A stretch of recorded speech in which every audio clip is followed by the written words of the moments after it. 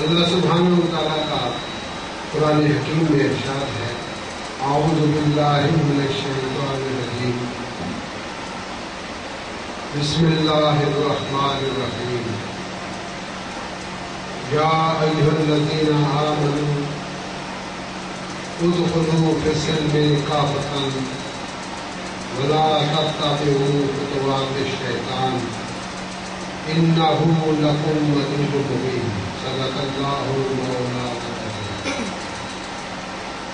عزیزان گرامی، اس آیت مبارکہ کا معنی متعدد بار پہلے بیان کیے جا چکے ہیں، پھر بھی اللہ کا یہ ارشاد ہے کہ اے لوگوں جو ایمان لا چکے ہو، جو ایمان لائے ہو، ادخلوا داخل ہو جاؤ سب کے ساتھ۔ یہ جو ادخلوا ہے یہ صیغہ جمع کا ہے، ادخلوا بہت سارے جمع ہو، ادخلوا داخل ہو جاؤ فصل میں اسلام کے اندر، کافۃ مجبور ہو، مکمل ہو، ولا تتبعوا خطوات الشیطان، اور شیطان کی پیروی اور اس کی اتباع، یہ تتبعوا مانا اتباع، اس کی اتباع نہ کرو، شیطان کی اتباع اس کی لائن پر، اس کی جو بدر ہے، اس کی بدر کی، اس کی لائن کی، اس کی جو روش ہے، شیطانی روش، اس کی اتباع نہ کرو، اس کو فالو نہ کرو۔ جو انہ لکم عدو مبین، کہ شیطان تمہارا کھلا دشمن ہے۔ جس وقت بچو انسان دین اسلام کو قبول کر لیتا ہے، پھر اس کے بعد اس کا کام یہ بنتا ہے، جیسے بچہ کسی یونیورسٹی میں، کسی اسکول میں، کسی کالج میں ایڈمیشن لے لیتا ہے، داخلہ لے لیتا ہے، تو اس کالج کا وہ اسٹوڈنٹ کہلاتا ہے، اور جس کلاس میں وہ داخل ہوتا ہے، وہ خواہ کامرس ہو، خواہ سائنس ہو، خواہ آرٹس ہو، خواہ انجینئرنگ ہو، کوئی بھی طب کا شعبہ ہو، جب وہ اس میں داخل ہو جاتا ہے تو پھر وہاں کا جو کورس ہے اس کا وہ مطالعہ کرتا ہے، اس کو اسٹڈی کرتا ہے، اور پھر اس کے بعد اس کا پھر امتحان ہوتا ہے۔ اگر وہ بچہ پاس ہو جاتا ہے تو اس کو اگلے درجے میں فائز کر دیا جاتا ہے۔ یہ سب آپ جانتے ہیں۔ تو یہ جو دین اسلام ہے یہ ایک عمل کا نام ہے، علم کا نہیں بلکہ عمل کا نام ہے، کہ جب آپ اس کے اندر داخل ہو جائیں تو آپ کا جو عمل ہے، اعمال زندگی ہے، آپ کی زندگی کا ہر عمل اس کے مطابق ہونا چاہیے، جو ارشاد خداوندی ہو، جو اللہ کا پیغام، اللہ کا حکم اور اس کے نبی پاک صلی اللہ علیہ وسلم کا جو عمل ہے، نبی پاک کے عمل پر عمل کریں، حضور کے نقش قدم پر چلیں، اتباع رسول کریں۔ تو نبی پاک صلی اللہ علیہ وسلم کو اللہ سبحانہ و تعالیٰ نے ایک نمونہ بنا کے اس دنیا میں، اس کائنات میں بھیجا۔ حضور آقا دو جہان میں 63 برس آپ لوگوں کے سامنے انہوں نے گزارے، اور ایک ایک لمحہ ان کا تاریخ کے اندر محفوظ کیا۔ آپ کا اٹھنا بیٹھنا، چلنا پھرنا، کھانا پینا، جو بھی کام تھا وہ اللہ کے امر کے مطابق، اللہ کی منشا اور مرضی کے مطابق۔ لہذا صحابہ اکرام نے حضور علیہ السلام کی کاپی کی، حضور کی اتباع کی، کیونکہ حکم تھا اللہ کا یہی کہ اگر تم مجھ سے محبت کرنا چاہتے ہو تو فاتبعونی، میرے محبوب کی اتباع کرو، یعنی ان کے نقش قدم پر کرو، ان کی کاپی کرو، ان کی نقل کرو۔ تو پھر کیا ہوگا؟ پھر اللہ سبحانہ و تعالیٰ تم سے بالکل اللہ تم سے محبت کرے، اور وہ یغفر لکم ذنوبکم، اور تمہارے گناہوں کو بھی بخش دے۔ عزیزان گرامی، نبی پاک صلی اللہ علیہ وسلم کی اتباع کرنی، حضور کے نقش قدم پر چلنا، حضور کی کاپی کرنا۔ صحابہ اکرام کا یہی طریقہ تھا کہ اگر حضور دراز کا دھونے کی صورت میں راستہ چلتے ہوئے کسی سر جھکاتے تھے تاکہ ٹہنی وغیرہ ٹکرا نہ جائے، تو علی علیہ السلام جو تھے وہ چھوٹے قد کے تھے، پستہ قد کے تھے، تو وہ علاقوں کو تو نہیں ٹچ کرتی تھی کوئی شاخ وغیرہ، لیکن وہ چونکہ حضور کے نے سر جھکایا تو علی نے بھی سر جھکا دیا۔ اگر کسی مقام پر کسی ایسی پھسلن کی جگہ پر گئے، حضور کا قدم پھسل گیا، تو صحابہ اکرام نے دانستہ طور پر اپنے آپ کو پھسلا دیا، تو ان کو وہ مدارج اور وہ مقامات ملے جو ایسے مقامات کیا ملتا کسی کو مل نہیں سکتا۔ اس میں ایک چیز بڑی ضروری ہے، جو لوگ دین اسلام میں داخل ہوتے ہیں ان سے پہلے، جیسے آپ جاتے ہیں نا اس میں داخلے کے لیے، بھرتی کے لیے جائیں یا کسی یونیورسٹی میں کسی آرگنائزیشن میں جائیں، اس کا پہلے سے کچھ ریکوائرمنٹس ہوتا ہے، کوئی ٹیسٹ ہوتے ہیں، جو انسان پاس کرتا ہے تو اس کو داخل ہوتا ہے، کوئی ریٹن ٹیسٹ ہوتا ہے، کوئی زبان کا، کوئی فزیکل ٹیسٹ ہوتا ہے، مختلف قسم کے ٹیسٹ ہوتے ہیں۔ اس کا ایک بڑی خاص بات جو شاید پہلے آپ کو ضرور سننا ہی ہے، کیونکہ یہ ہے دین۔ کیا ہے؟ دین۔ اور یہ اللہ سبحانہ و تعالیٰ نے اس کو بھیجا ہے۔ اللہ پاک ہے، وہ رحیم ہے، وہ کریم ہے، اور بڑی تمام صفات کا مالک، کوئی بھی صفات ہے اس کا صفت کا مالک اللہ سبحانہ و تعالیٰ ہے۔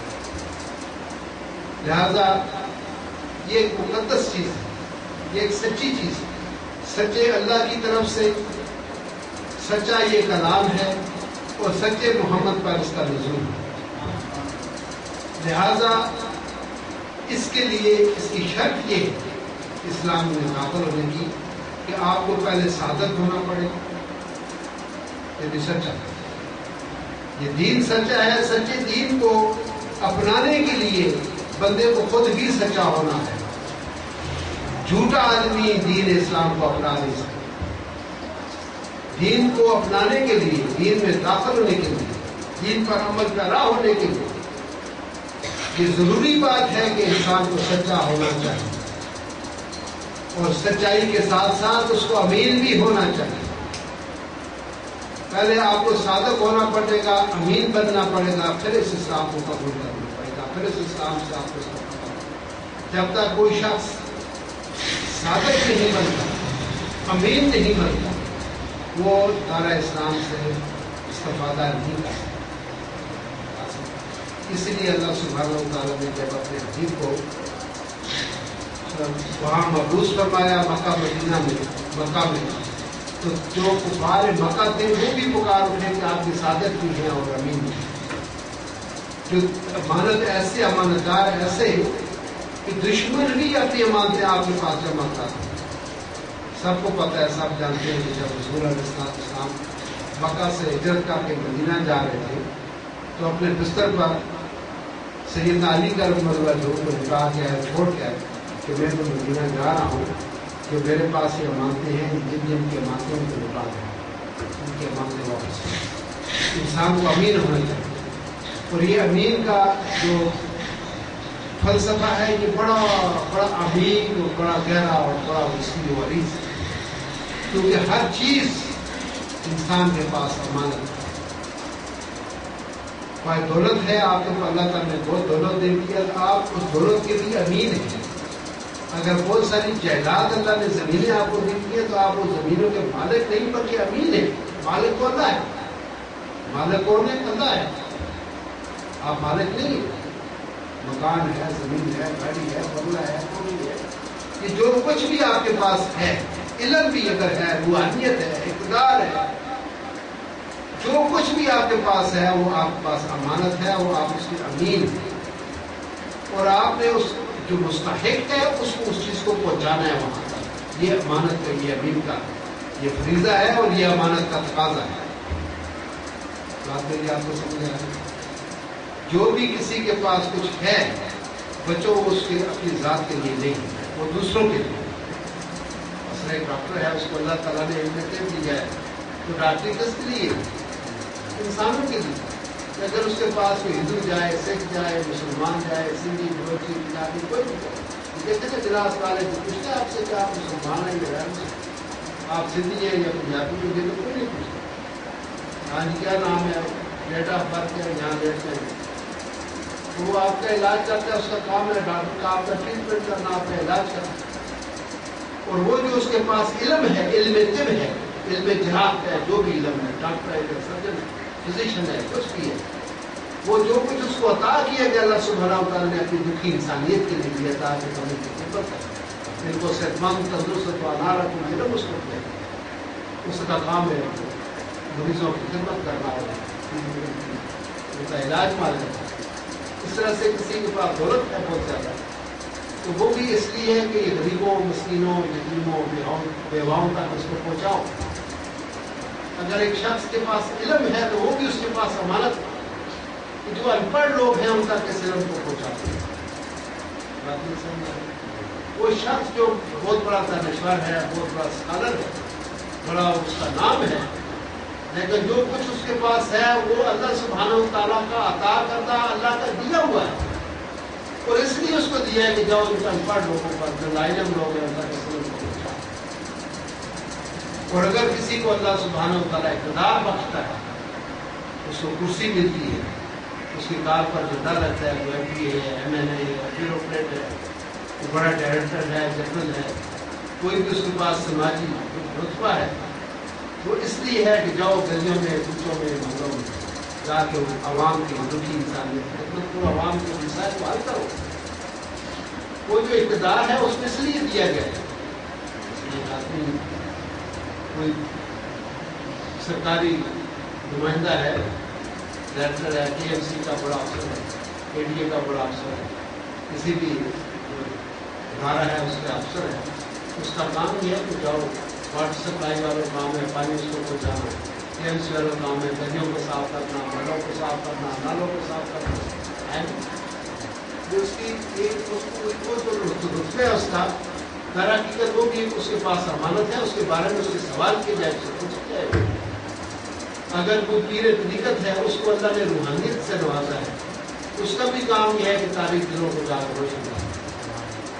تو جو کچھ بھی اللہ سبحانہ و تعالیٰ کی طرف سے انسان کو عنایت ہوتا ہے وہ اس کا امین ہے، وہ اس کے پاس امانت ہے، اور اس نے اس کو مستحقین تک اس کو پہنچانا ہے. اور دوسری بات صادق، وہ سچا ہونا ہے. اللہ نے قرآن میں فرمایا کہ کونوا مع الصادقین، سچوں کے ساتھ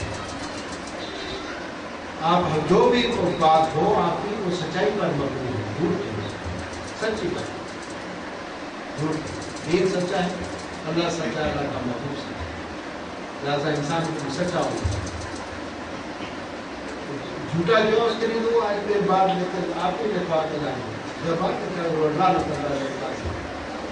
جھوٹوں پر تو اللہ کی لعنت برس رہی ہے، جس پر لعنت برس رہی ہے وہ دین میں کیسے داخل ہوگا؟ ایک وقت ایک چیز ہوتی ہے، دو نہیں ہوتی. اس وقت آپ یا تو یہاں بیٹھیں یا کہیں اور بات گھر میں بیٹھے، ایک وقت میں آپ دو جگہ نہیں ہو سکتے. ایک وقت میں ایک آدمی ایک ہی جگہ ہوگا نا، یا تو آپ یہاں بیٹھے محمود آباد دربار شریف، یا پھر وہ بات اپنے گھر بیٹھے، یا آپ کے ساتھ جو بچہ ہے یہ گیٹ پہ رہتا ہے، یا سر یہ جہاں بیٹھے یا گھر میں بیٹھے. ایک وقت میں دو باتیں نہیں ہو سکتی، ایک وقت میں دو کام نہیں ہو سکتے، ایک وقت میں ایک ہی کام ہوتا. اس وقت یا آپ سو رہے ہیں یا جاگ رہے ہیں، جب سو رہے ہیں تو جاگ نہیں رہے، جب جاگ رہے ہیں تو سو نہیں رہے، جب چل رہے ہیں تو بیٹھے ہوئے نہیں ہے، بیٹھے ہوئے تو چل نہیں رہے. تو ایک وقت میں ایک ہی کام ہوگا. یہ جو میں نے آیت پڑھی اس میں بھی یہ دو باتیں ہیں. ادخلوا فی السلم کافۃ، اسلام مکمل پر داخل ہو جاؤ. بات ذرا یہ باریک سی ہے، آگے کہا ہے کہ ولادت تبوک خطوات شیطان، یا تو آپ اللہ کے راستے پر ہیں، اگر اللہ کے راستے پر نہیں پھر شیطان کے راستے پر. ایک وقت میں آدمی ایک ہی طرف ہو سکتا ہے، یا سچا ہو سکتا ہے یا جھوٹا ہو سکتا ہے، یا چور ہے یا شاد ہے، صحت مند ہے یا تندرست ہے، سو رہا ہے یا جاگ رہا ہے، چل رہا ہے یا بیٹھا ہوا ہے، کام کر رہا ہے یا باہر ہے، یا سن رہا ہے یا سنا رہا ہے. سن بھی رہا ہو اور بول بھی رہا ہو تو نہیں ہو سکتا. یا تو بول رہا ہوگا، سن نہیں رہا ہوگا، سن رہا ہوگا تو بول نہیں رہا ہوگا. ایک وقت میں ایک کام کرے. بات یہ سمجھا. لہذا بچوں یہ دین اسلام کیونکہ سچا ہے، اللہ کی کتاب سچی ہے، اللہ کا محبوب سچا ہے، اللہ کی یہ کائنات ساری سچی ہے. کسی میں آپ کو کچھ کمی پیش نظر آتی ہے؟ سب سچائی ہے. یہ پہاڑ، یہ دریا، یہ سمندر، یہ ستارے، یہ چاند، یہ سورج، یہ پھل، یہ فروٹ، یہ پھول، یہ پتیاں، یہ سب سچائی ہے. کسی میں آپ کو جھوٹ نظر آتا ہے؟ سچائی ہے. تو جب یہ سچا جہان ہے، یہ اللہ سچے اللہ کی کائنات ہے، تو آپ کو بھی یہاں اس کائنات کے اندر سچا ہونا ہے. اور امانت دار ہونا ہے. تم چھوڑ جانا ہے. جب آپ کی چیز ہی تو لے کے جاؤ گے ساتھ, کیوں نہیں لے کے جاؤ؟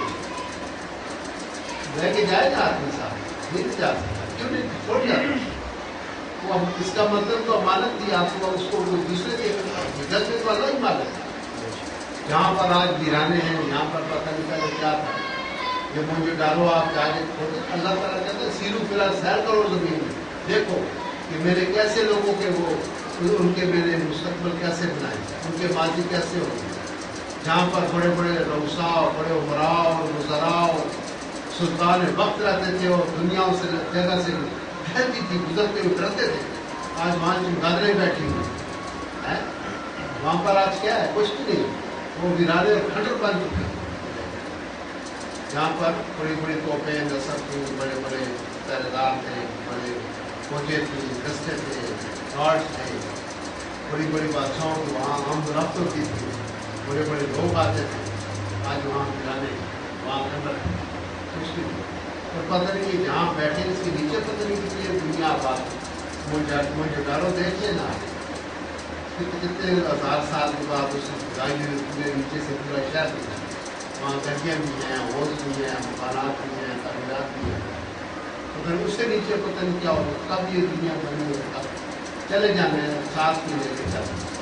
لہٰذا جانے جانے مختصر بات یہ کہ آپ کو سچا ہونا چاہیے اور امانتدار ہونا چاہیے, اور اللہ کی کتاب کو مضبوطی سے پکڑ کر اس پر عمل کریں, اس کو پڑھیں, اور سرکار مدینہ کے نقش قدم پر حضور کی اتباع کریں, تاکہ آپ کو اللہ کی محبوب کی رضامندی ہو, مضبوطی حاصل ہو. یہ دنیا بھی ہمارے لیے پرامن ہو اور بے خوف زندگی ہو, اور ہماری آخرت کی زندگی جو ہے وہ بھی بڑی خوبصورت. ہمیں اللہ تعالیٰ ان ہمارے اعمال کے بدلے میں اپنا قرب, اپنی رضامندی, اپنی خوشی اور اپنی جنت عطا فرمائے. اللہ سبحانہ و تعالیٰ آپ سب کا راضی و راضی فرمائے. اب خلیفہ صاحب اپنے پروگرام کی طرف جائیں گے,